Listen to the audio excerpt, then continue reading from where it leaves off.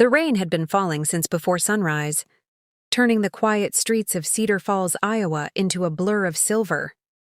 By late afternoon, the sky was still dark, and the steady rhythm of raindrops against the windows made Ethan Carter's small craftsman house feel even quieter than usual. He stood in the kitchen, absent-mindedly stirring a pot of homemade tomato soup while his 7-year-old daughter, Lily, sat at the dining table coloring a picture of their family. "Daddy," she called, holding up the page with a proud smile. "Do you like it?" Ethan turned and smiled. "I love it." She had drawn herself with bright yellow pigtails, their golden retriever Max with an oversized tail, Ethan in his favorite blue sweater, and his wife Emma wearing the green scarf she never left home without. But in the corner of the page, Lily had drawn 2 older people holding hands. Ethan's smile faded just a little. "They're Grandma Susan and Grandpa Michael," Lily explained softly. "I didn't want them to feel left out." His throat tightened. It had been almost a year since Susan and Michael Carter, the only parents Ethan had ever known, had passed away within months of each other. Susan lost her battle with breast cancer. Michael followed 6 months later after suffering a massive heart attack. The house still carried traces of them. Susan's old cookbook rested on the kitchen shelf. Michael's worn leather recliner still faced the fireplace exactly where he'd left it. Some days, Ethan swore he could still hear his father's laugh echoing through the hallway. "They'd love your drawing," Ethan said quietly. Lily nodded. "I know." Emma walked into the kitchen carrying 2 mugs of coffee. "You okay?" she asked, noticing the look on his face. He forced a smile. "Just thinking." She kissed his cheek. "You've been doing that a lot lately." He didn't answer. Because she was right. Ever since burying his parents, one question had quietly settled into his heart. Who had he been before he became Ethan Carter? Ethan had always known he was adopted. His parents never hid it. In fact, Susan used to kneel beside him every birthday and tell the same story. "We didn't choose you because we couldn't have children," she'd say. "We chose you because when we saw you, our hearts recognized you before our eyes did." As a little boy, he'd believed those words without question. As a teenager, he'd been curious. As an adult, he stopped asking. His adoptive parents had loved him without conditions. They stayed awake through childhood fevers, cheered every baseball game, helped him pay for college, held him when Emma suffered a miscarriage before Lily was born. They were his parents. No document could change that. Still, late at night when the house was quiet, he sometimes wondered, did his biological mother ever think about him? Did she remember the day she signed the adoption papers? Did she celebrate his birthday in secret? Or had she forgotten him completely? He hated himself for wondering. It felt like betraying the people who had given him everything. So he buried those thoughts, just as he'd done for 30 years. The front door opened. Emma's younger brother, Jake, stepped inside carrying grocery bags. "Weather's awful," he laughed. "You'd think Noah was building another ark." Lily ran toward him. "Uncle Jake?" He scooped her into the air. "You getting taller every week?" She giggled. Ethan watched them from the kitchen. Family. Not perfect, not wealthy, but real. The kind of family he'd always wanted. Jake noticed the old cardboard box sitting near the fireplace. "Still going through your parents' things?" Ethan nodded. "One box at a time." Jake glanced at it. "Find anything interesting?" Ethan shrugged. "Mostly photographs." He paused. "And my adoption papers." Jake looked surprised. "You opened them." They weren't sealed. "And?" "Nothing. Just a birth date. A hospital. A case number. Mother's name? Redacted. Father? Unknown." It was like reading the beginning of a book with every important page torn out. Jake placed a hand on his shoulder. Maybe some mysteries are meant to stay mysteries. Ethan wasn't sure anymore. Later that evening, after dinner, Emma tucked Lily into bed while Ethan sat alone in the living room. Max rested his head on Ethan's knee. The old adoption file lay open on the coffee table. One page caught his attention. A handwritten note from the adoption agency. Closed adoption. No future contact requested. Those 6 words somehow hurt more than they should. No future contact requested.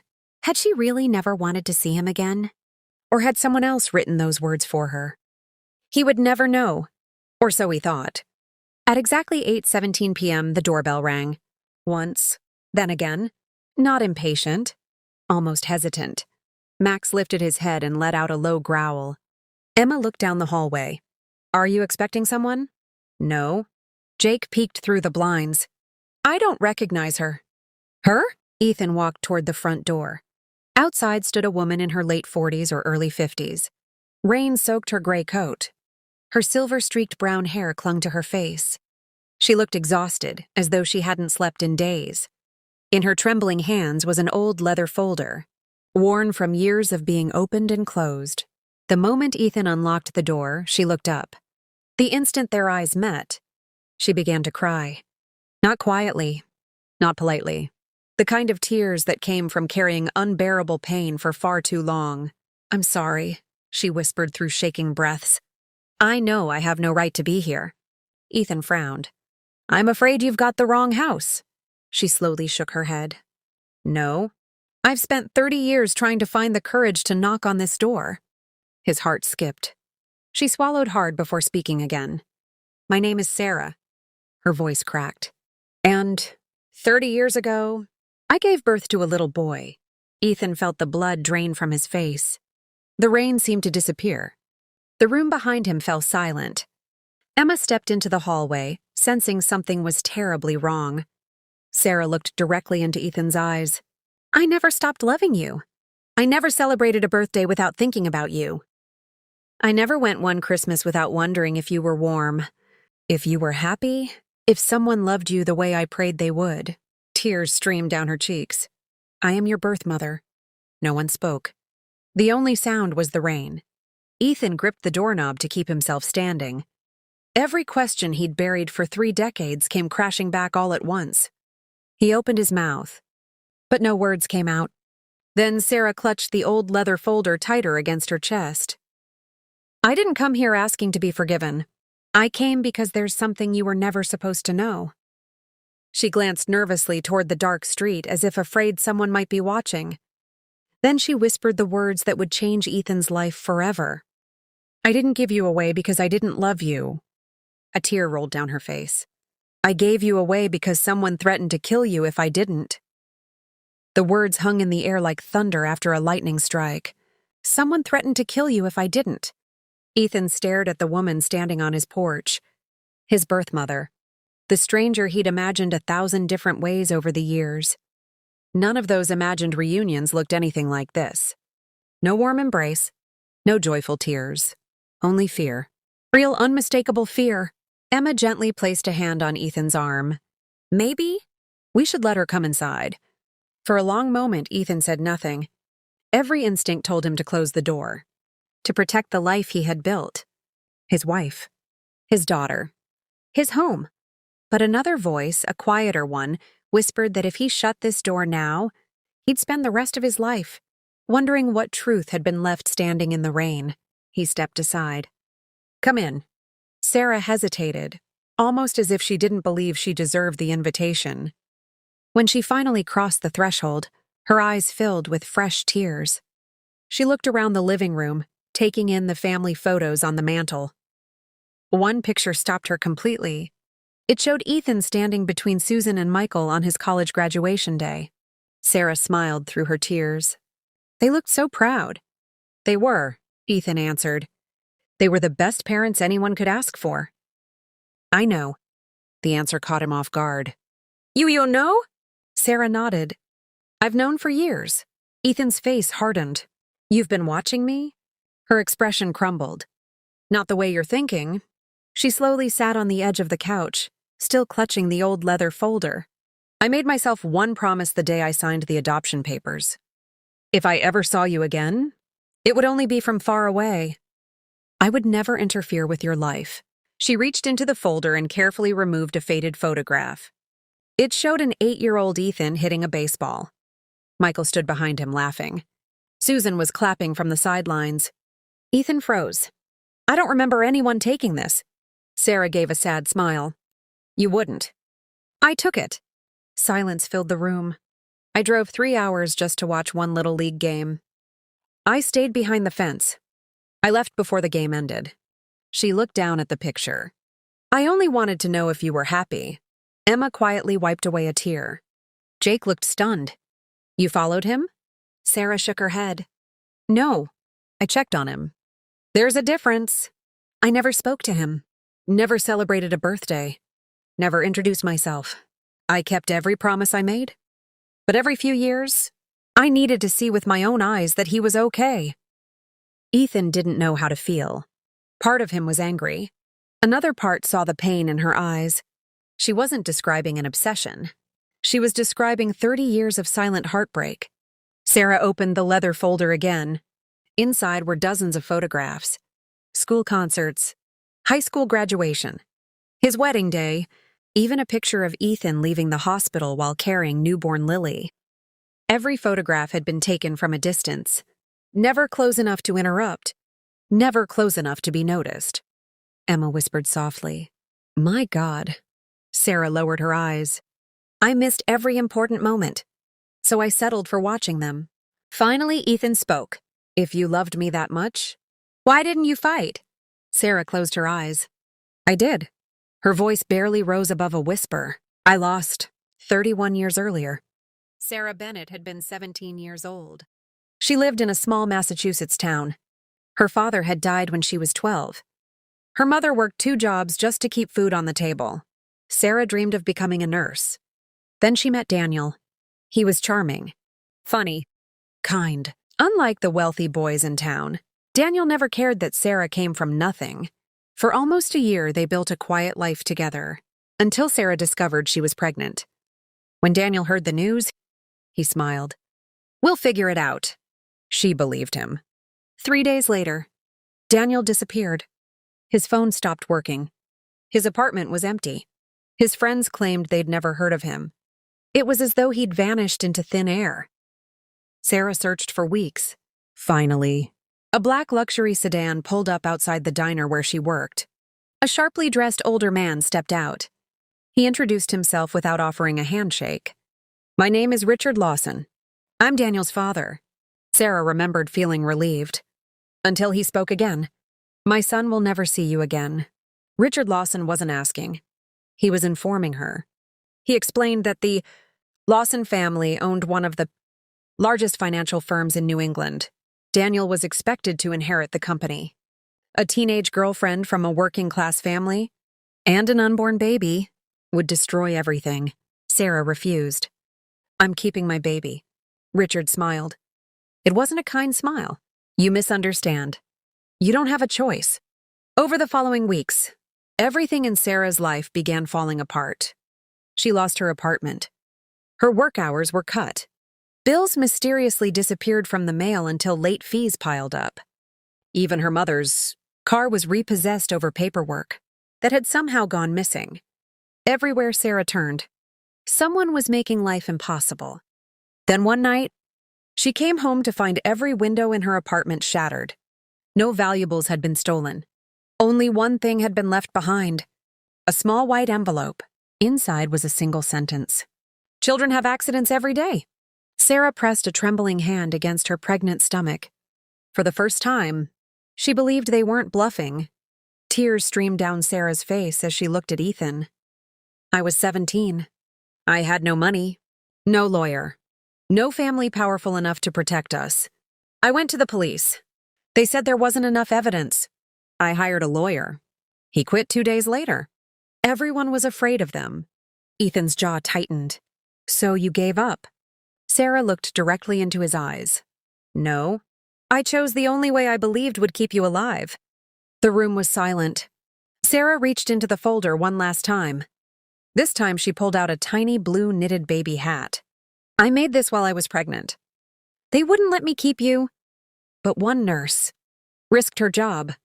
She put this hat on you before they carried you away. I've kept its matching one. For 30 years. Ethan's eyes filled with tears despite himself.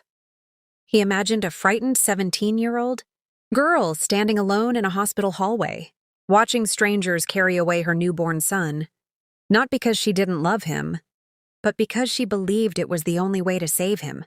For the first time in his life, he wondered if the greatest act of love his birth mother ever showed was letting him go. Sarah took a deep breath and looked toward the front window. Her face suddenly drained of color. The tears disappeared. Fear took their place. She stood so quickly that the folder slipped from her lap, scattering old photographs across the floor. Ethan rushed forward. "Sarah, what's wrong?" She pointed toward the rain-soaked street with a trembling finger. A black SUV sat across the road. Its headlights were off. But someone was inside, watching the house. Sarah whispered 3 words that sent a chill through everyone in the room. "They found me." Sarah's terrified whisper froze everyone in the room. "They found me."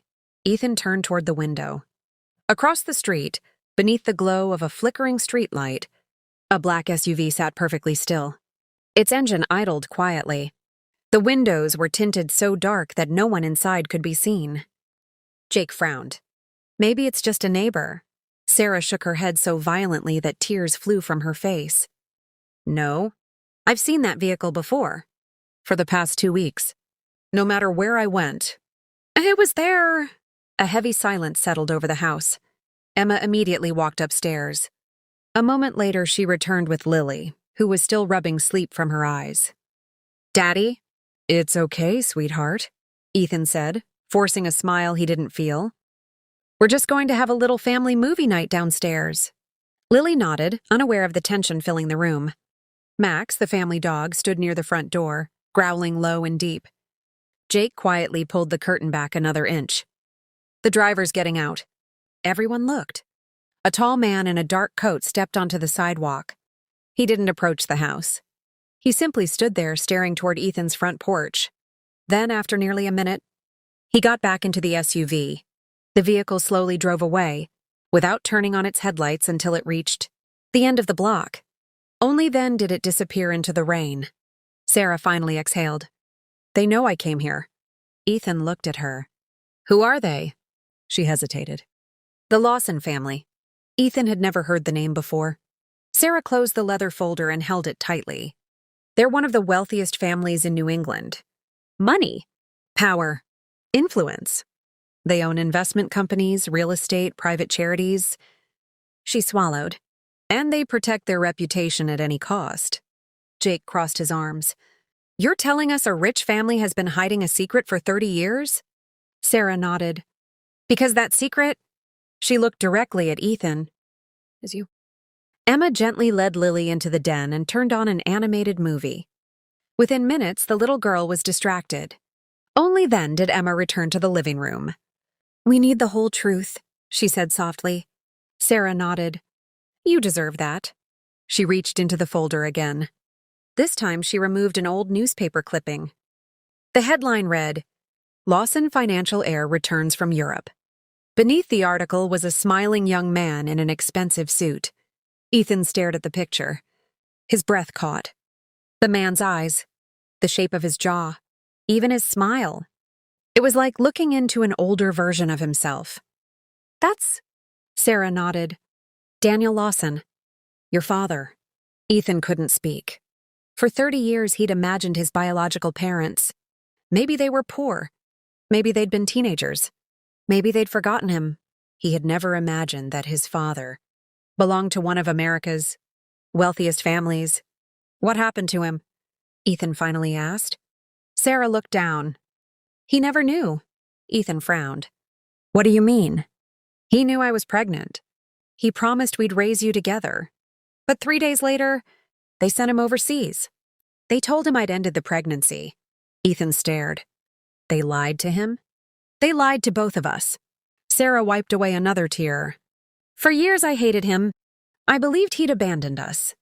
But 12 years later, I learned the truth." She reached into the folder and carefully unfolded a yellowed letter. It was worn from being read countless times. The letter arrived anonymously. It had no return address. It contained only this. She handed it to Ethan. The handwriting was elegant but shaky. "Sarah, if you're reading this, then I have failed. My son is alive. Daniel never knew. Everything you were told was a lie created by my family. Forgive an old man who waited too long to stand up for what was right. William Lawson, Ethan looked up. Who was William Lawson? Sarah smiled sadly. Your grandfather, she continued. He discovered the truth years after your adoption. He confronted his own son. Richard denied everything, but William didn't believe him. So he hired private investigators. He searched for you for 25 years. Ethan felt his chest tighten. He found me? Sarah nodded. Yes, but he died before he could meet you. Sarah reached deeper into the folder. This time she removed a small brass key attached to a faded tag. The tag simply read, Safe Deposit Box 214. He left this for you. He told his lawyer it was to be given to his grandson, and if you were ever found. Jake looked stunned. So your grandfather knew you existed all this time? Sarah nodded. He couldn't undo what his family had done. But before he died, he made sure something would one day reach you. Ethan stared at the tiny key resting in his palm. It felt impossibly heavy. 30 years? 30 years believing no one from his birth family had wanted him. And now he was learning that somewhere, an old man he'd never met had spent decades searching for him. He thought about Susan and Michael, the parents who had raised him. Would they feel betrayed if he opened that box? Almost as if she could read his thoughts, Emma squeezed his hand. They loved you enough to tell you the truth about your adoption. They would want you to know the rest. Ethan nodded silently. She was right. The room had barely settled when a sharp knock echoed through the house. Everyone jumped. 3 slow knocks. Not loud, not hurried. Intentional. Jake cautiously looked through the peephole. His face immediately changed. Ethan, there's a man outside. He's wearing an expensive suit. He says, Jake swallowed hard. He's your uncle. The room went completely silent. Sarah's face turned white. No, she whispered. It can't be. Jake looked back toward them. He gave me his name. Ethan's stomach twisted. What name? Jake answered in a whisper. Thomas Lawson. He says your grandfather left you something, and the rest of the family will do anything to stop you from receiving it. No one moved. The only sound in the house was the rain tapping against the windows. Jake kept one eye on the peephole. He's still standing there. Sarah looked terrified. Don't open the door. What if it's a trap? Ethan's heart pounded. For 30 years, no one from his biological family had wanted anything to do with him. Now, within 24 hours, 2 members of that family had appeared at his home, one in tears, the other carrying a warning. He looked at Emma. What do you think? She took a slow breath. I think we hear what he has to say. But no one goes outside. And if anything feels wrong, we call the police. Ethan nodded. Jake unlocked the door but left the security chain in place. The door opened only a few inches. Standing on the porch was a man in his early 60s. He wore a navy overcoat despite the summer rain. His silver hair was neatly combed, but his tired eyes suggested he hadn't slept in days. When he saw Sarah sitting inside, he closed his eyes for a moment. I hoped I'd find you both together, he said quietly. His voice carried none of the arrogance Sarah had described. Instead, it carried regret. My name is Thomas Lawson. I'm Daniel's older brother. He looked directly at Ethan. And your uncle. Ethan didn't answer. Thomas reached slowly into his coat pocket. Jake immediately stiffened. Thomas noticed. I understand. He carefully removed only a leather wallet. From inside it, he pulled an old photograph. It showed 2 teenage boys standing beside a fishing boat. One of them looked exactly like the newspaper picture Sarah had shown. Daniel. The other smiled in almost the same way. Thomas. On the back was handwritten, My boys, summer of 1988, love Dad. Thomas held the photo against the glass. He was my little brother. He never stopped asking about Sarah. He died believing she had chosen someone else. Sarah covered her mouth. Fresh tears rolled down her cheeks. They lied to him.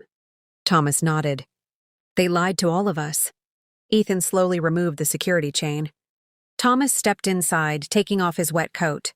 He looked around the cozy living room filled with family photographs.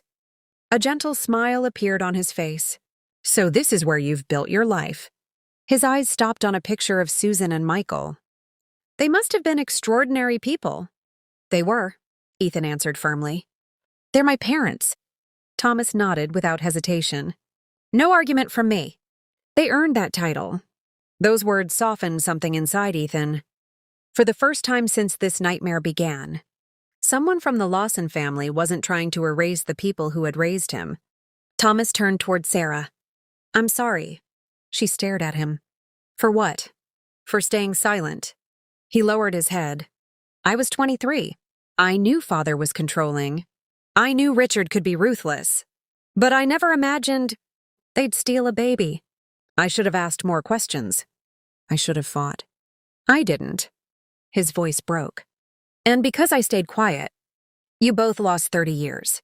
Sarah said nothing. Some apologies were too late to erase a lifetime of pain. Thomas reached into a weathered briefcase. He removed a thick cream-colored envelope. Across the front, in elegant handwriting, were 6 words. To my grandson, Ethan Carter. Ethan's breath caught. My father wrote this 6 months before he died, Thomas said. He made me swear I'd deliver it myself. Not if I ever found you. Ethan carefully opened the envelope. Inside was a handwritten letter. The paper had yellowed with age. His grandfather's handwriting was steady. My dear grandson, if these words have reached you, then fate has been kinder to me in death than it was in life. I searched for you for 25 years.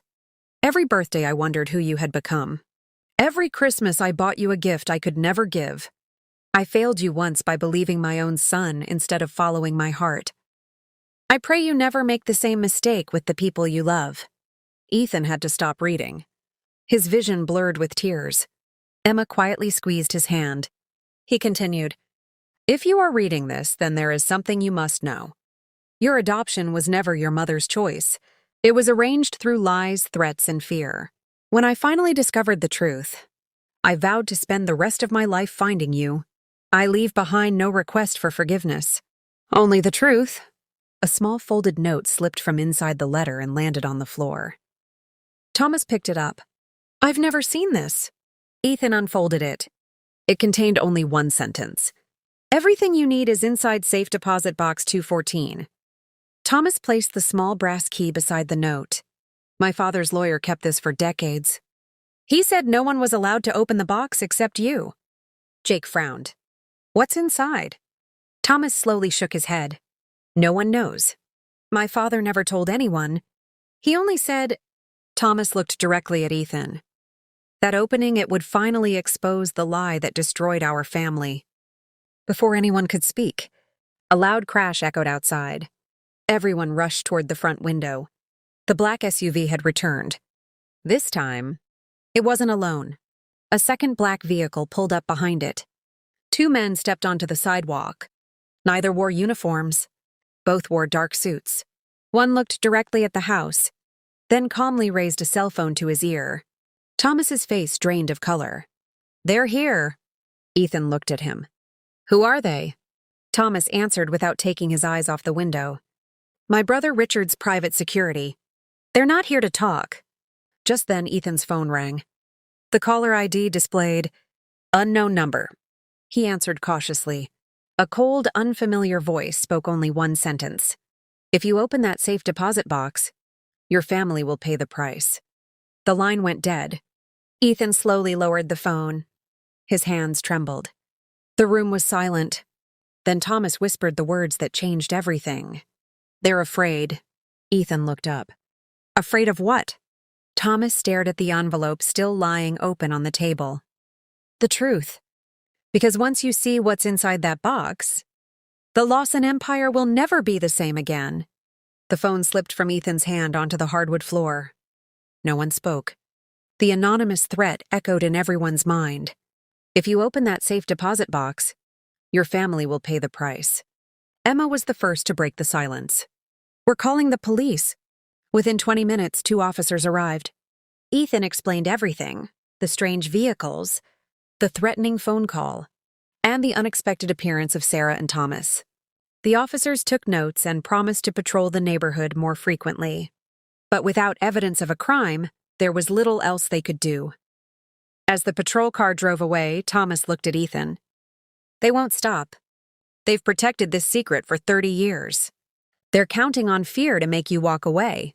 Ethan looked toward the hallway where Lily slept peacefully. I've spent my whole life not knowing who I was. He clenched the brass key in his hand. I'm done living in the dark. The next morning, just after sunrise, Ethan, Emma, Sarah, and Thomas drove to downtown Cedar Falls. The brass key rested in Ethan's jacket pocket. None of them spoke during the drive. Each passing mile made the truth feel closer. The safe deposit box belonged to a branch of a national bank that had quietly held William Lawson's account for decades. Inside, the lobby was warm and quiet. A bank manager greeted them politely. Good morning. How can I help you? Ethan placed the key and the letter on the counter. I believe my grandfather left something for me. The manager examined the documents carefully. His expression changed. I'll need a moment. He disappeared into a back office. When he returned, he was carrying a long metal box. He placed it gently on a private viewing table. This box has not been opened in nearly 30 years. Ethan's heart pounded. The manager unlocked it with the bank's master key, then nodded toward Ethan. Your key. With trembling hands, Ethan inserted the brass key. The lock clicked. Slowly, he lifted the lid. Inside were only 5 items. A leather-bound journal, a sealed envelope, a small velvet box, a stack of legal documents, and a VHS videotape labeled in black marker. For my grandson, Thomas gasped. My father recorded a message. No one told us. Ethan reached for the sealed envelope first. Inside was another letter. It read, If you are reading this, then I was unable to protect you in life. The journal explains everything. The videotape contains my sworn statement. The legal documents prove your identity beyond question. And the velvet box contains something your father wanted you to have. Ethan carefully opened the velvet box. Inside lay a simple silver pocket watch. Its back was engraved, To Daniel. Love, Dad. Sarah covered her mouth. He carried that watch every day. Tears filled her eyes. I gave it back to him the day he told me he loved me. Thomas smiled sadly. My father kept it after Daniel disappeared. He always hoped he'd return it himself. Instead, it had found its way to Daniel's son. Next came the journal. William Lawson had written in it almost daily. The first entries described his growing suspicions. Later pages became heartbreaking. One entry stopped Ethan cold. May 14. Richard says the baby died before birth. Sarah vanished. Daniel refuses to eat. Something is terribly wrong. Another entry. August 2nd. I found proof. The child lived. My own son paid to hide him. God forgive me. Ethan could barely breathe. Every page revealed another lie. Every page confirmed Sarah had been telling the truth. Finally, Thomas found an old VHS player in the bank's archive room. The manager allowed them to watch the tape in a private office. The screen flickered to life. An elderly man appeared. His white hair was neatly combed. His face looked tired. But his eyes looked exactly like Ethan's. William Lawson smiled gently. If you're watching this, then I finally found you. Ethan's eyes filled with tears. The old man continued. My grandson, I have imagined this conversation for 25 years. I wish I could tell you this face to face, but life does not always give us that chance. He paused, taking a slow breath. I failed you. I believed my son when he told me your mother had abandoned you. I believed him. By the time I discovered the truth, you were already gone. William lowered his head. I have carried that guilt every day since.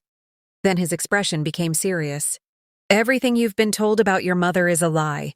Sarah Bennett loved you from the moment she learned you existed. She begged to keep you. My son Richard threatened her. And his voice cracked. I was too blind to stop him. Sarah broke down completely. Emma wrapped an arm around her shoulders. William looked directly into the camera. If Richard Lawson is still alive, he will try to stop you. He values the family name more than human life. He believes power can erase truth. Do not let him win. Then William held up a document. I have amended my will. I leave my grandson evidence, not revenge. Truth. The choice of what to do with that truth belongs to him alone. The tape ended. The room remained silent. No one moved. As they gathered the documents back into the box, the bank manager hurried into the room. Mr. Carter, you need to come outside. Confused, Ethan followed him to the lobby. Parked across the street was a long black limousine. An elderly man stepped out slowly with the help of a cane. Even from a distance, he radiated authority. Thomas's face went pale. No. Ethan looked at him. Who is that? Thomas swallowed hard. My brother. Richard Lawson, the man responsible for tearing Ethan's life apart, was finally standing only a few feet away. Richard adjusted his expensive suit, looked directly into Ethan's eyes, and spoke in a calm, emotionless voice. Hello, Ethan. I'm your grandfather's greatest mistake. And your father. The world seemed to stop. For a moment, no one moved. The words echoed through the quiet bank lobby. Hello, Ethan. I'm your father. Ethan stared at the elderly man in disbelief. Then he slowly shook his head. No. My father was Michael Carter. Richard Lawson's expression didn't change. I expected that answer. And you're right. The man who raised you earned that title. Ethan's jaw tightened. Then why are you calling yourself my father? Richard sighed. I am your biological father, no matter how much either of us wishes otherwise. Sarah stepped between them. Don't you dare! You lost the right to call yourself his father 30 years ago. Richard barely looked at her. I did what I believed was necessary. Sarah's eyes filled with anger. You destroyed our lives. People in the bank began watching the confrontation. Richard glanced around. This isn't the place. I've reserved a private conference room upstairs. I'd like 10 minutes. No lawyers. No threats. Just the truth. Thomas scoffed. The truth? That's a new word coming from you. Richard ignored him. Instead, he looked directly at Ethan. If after 10 minutes you never want to see me again, I'll leave. You have my word? Emma quietly touched Ethan's arm. The decision is yours. After several long seconds, Ethan nodded. 10 minutes. The conference room overlooked the city. Rain still streaked across the windows. Richard stood by the glass for a long time before speaking. I know you hate me. You should. I've hated myself for years. Ethan crossed his arms. Then start talking. Richard took a slow breath. When Sarah became pregnant, I wasn't angry. I was happy. I wanted to marry her. Sarah's eyes widened. You never came. I waited for you. Richard nodded sadly. I know. My father sent me to London the next morning. He told me you had decided to end the pregnancy. He showed me forged medical papers. I believed him, Sarah whispered. Oh, Daniel. Richard closed his eyes. My name isn't Richard. It's Daniel. The room fell silent. Ethan frowned. What? Thomas stepped forward. My brother changed his name 28 years ago. He wanted to leave the Lawson family behind. He legally became Daniel Lawson Bennett. Sarah gasped. You changed your name? Daniel nodded. I couldn't live with the man I'd become. Ethan looked from Thomas to Daniel. His mind raced. If you're Daniel, then who is Richard Lawson? Thomas's face darkened. Our father. He never died. He transferred control of the company to Daniel years ago, but he still controls the family from behind the scenes. Daniel looked ashamed. I spent years trying to undo what he had done, but every attempt failed. He threatened everyone I loved. He even threatened your adoptive parents. Ethan's heart stopped. What did you just say? Daniel looked down. I found you 15 years ago. I drove here. I watched you from across the street. I wanted to knock. But father called me. He said if I ever contacted you, Susan and Michael Carter would lose everything. Ethan felt sick. They knew? Daniel nodded. I met them once. In secret. Emma looked shocked. My parents met you? Daniel slowly reached into his coat pocket. He removed a faded Christmas card. Inside was Susan Carter's handwriting. Dear Daniel, Ethan already has 2 parents who love him deeply. If you truly love him too, protect the peaceful life he's been given. One day, when the danger has passed, tell him everything. Until then, we'll love him enough for all of us. Ethan's tears spilled over. His mother, she had known. She had carried this burden for years, without ever letting him feel anything but loved. Daniel's voice trembled. Your mother forgave me. I never forgave myself. Thomas suddenly looked toward the window. A black helicopter was circling above the building. Seconds later, his phone buzzed. He read the message. His face lost all color. What is it? Emma asked. Thomas handed the phone to Ethan.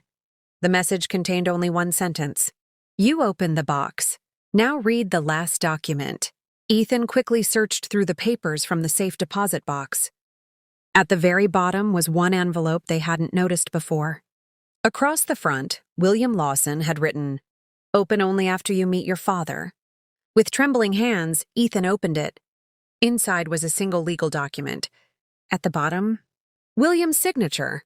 And beside it, the signature of a federal judge.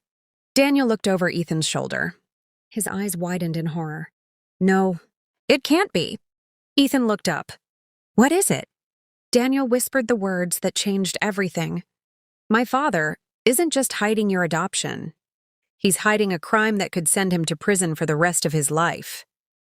Daniel's voice barely rose above a whisper. My father isn't just hiding your adoption. He's hiding a crime that could send him to prison for the rest of his life. Ethan looked down at the final document. At first, it looked like an ordinary legal affidavit. But as he read each line, his hands began to shake. 30 years earlier, William Lawson had secretly appeared before a federal judge. In his sworn statement, he confessed everything he had discovered. Sarah had been threatened into giving up her baby. Hospital records had been altered. Adoption documents had been falsified. Witnesses had been paid to remain silent. Private investigators had been hired to erase every trace of Ethan's identity. At the bottom of the affidavit was one final sentence. If this document is ever opened, I ask only one thing. Let my grandson choose justice, not revenge. The room fell silent. Thomas wiped tears from his eyes. My father carried this guilt until the day he died. Daniel slowly sat down, staring at the floor. I spent 30 years believing I had abandoned my son. I lost my family because of one man's obsession with power. Sarah looked at him for a long moment. Then, for the first time in 3 decades, she reached over and gently held his hand. We both lost him, but neither of us stopped loving him. Later that afternoon, Ethan and Emma returned home with Lily. Neither wanted to expose their daughter to the growing storm surrounding the Lawson family. That evening, after Lily had fallen asleep, Ethan sat alone on the back porch. The summer rain had finally stopped. The sky was clear, filled with stars. He held 2 photographs, one of Susan and Michael. The other, taken from Sarah's folder, showed her standing across the street from one of his Little League games. Smiling from a distance. 2 mothers. One who raised him. One who gave him life. Neither had stopped loving him. Emma quietly stepped outside and wrapped a blanket around his shoulders. You've been out here an hour. I know. What are you thinking? Ethan smiled sadly. My whole life. I thought I had been abandoned. He looked at the photographs. But now I realize I was loved by people who weren't allowed to love me. Emma rested her head against his shoulder. And by 2 parents who never stopped choosing you. The next morning, Ethan received an unexpected phone call. It was Sarah. Her voice sounded weak. Could you come to the hospital? His heart sank. What happened? I'll explain when you get here. 20 minutes later, Ethan walked into Mercy Hospital. Sarah was sitting beside a window overlooking the gardens. She looked exhausted, much thinner than she had only days before. The doctor quietly excused himself as Ethan entered. Sarah smiled. I was hoping you'd come. He pulled up a chair. What's going on? She took a deep breath. I didn't come looking for you because of the Lawsons. I came because I was running out of time. Ethan frowned. What do you mean? She looked down at her hands. I have advanced pancreatic cancer. The doctors say I probably have only a few months left. The words hit Ethan like a punch to the chest. No, Sarah nodded slowly. I've known for almost a year. I promised myself that before I died, I'd tell you the truth. I couldn't leave this world believing you'd spend your whole life thinking I didn't love you. Tears filled Ethan's eyes. For the first time, he reached across the small table and took her hand. She broke down crying. I've dreamed about this moment for 30 years. I never expected forgiveness.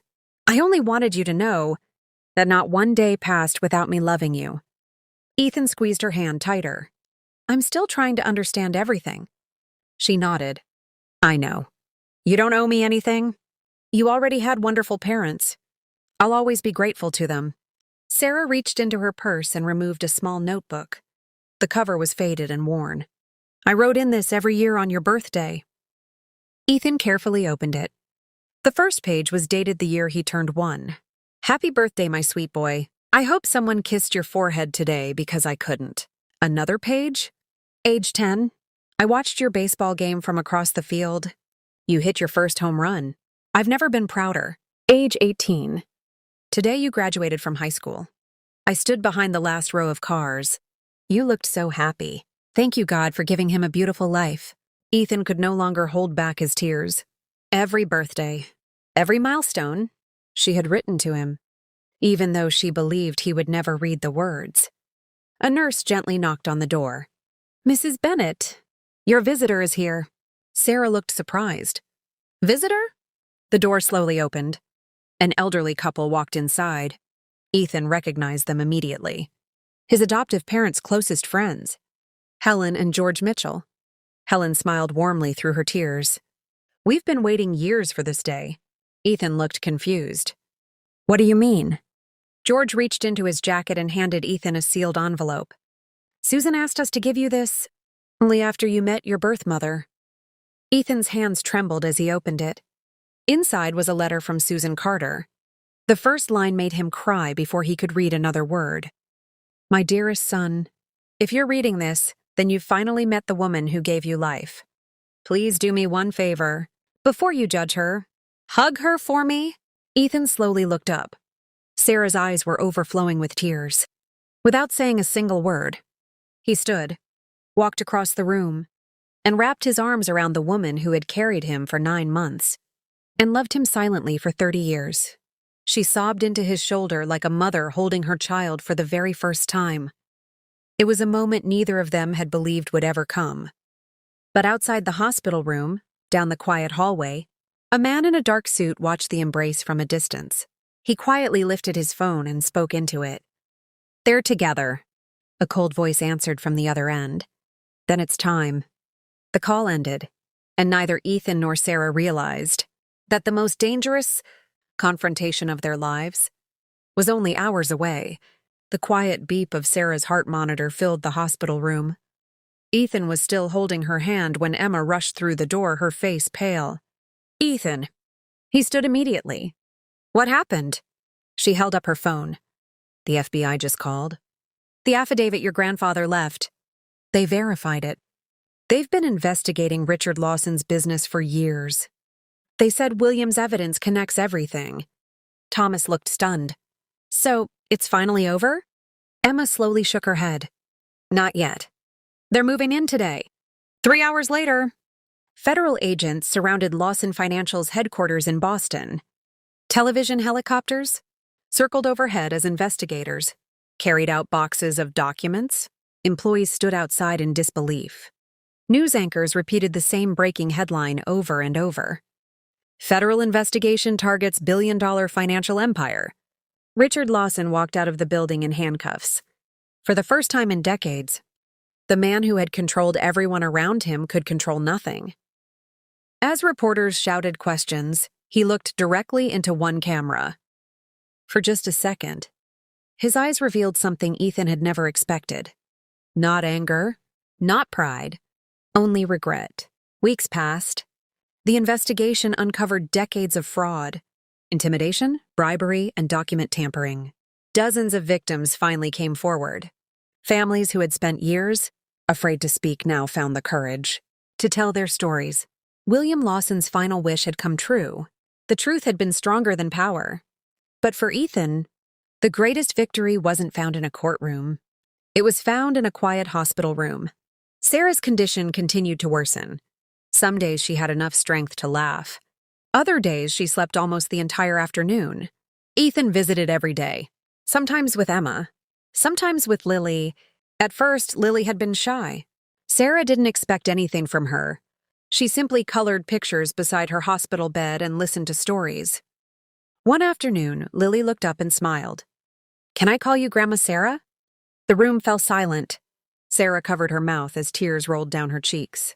If you'd like to." Lily wrapped her little arms around her. "I'd like to." Sarah cried harder than anyone had ever seen. For 30 years, she had dreamed of hearing someone call her family. Now, she finally had. A month later, Sarah asked Ethan to wheel her into the hospital garden. Autumn leaves drifted gently through the air. She smiled as children laughed in the distance. "It's beautiful," she whispered. Ethan nodded. "It is." She looked at him. "I've been thinking." "About what?" "The day I signed the adoption papers." He squeezed her hand. "You don't have to." "No, I do." She smiled softly. "For 30 years, I believed that was the worst day of my life." She looked toward Lily playing nearby with Emma. "But now I know. It was the day 2 wonderful people became your parents. They gave you the life I always prayed for." She reached into her sweater pocket and handed Ethan one final envelope. "My last birthday letter. You don't have to open it until—" She smiled gently. "Until I'm gone." 3 days later, Sarah Bennett passed away peacefully in her sleep.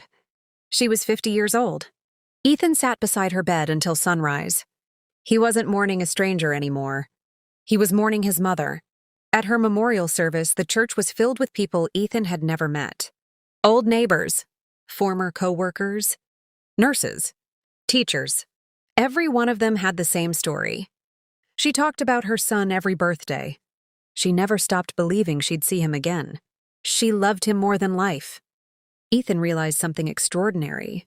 Even when no one knew his name, they all knew about him. Because Sarah had carried him in her heart every single day.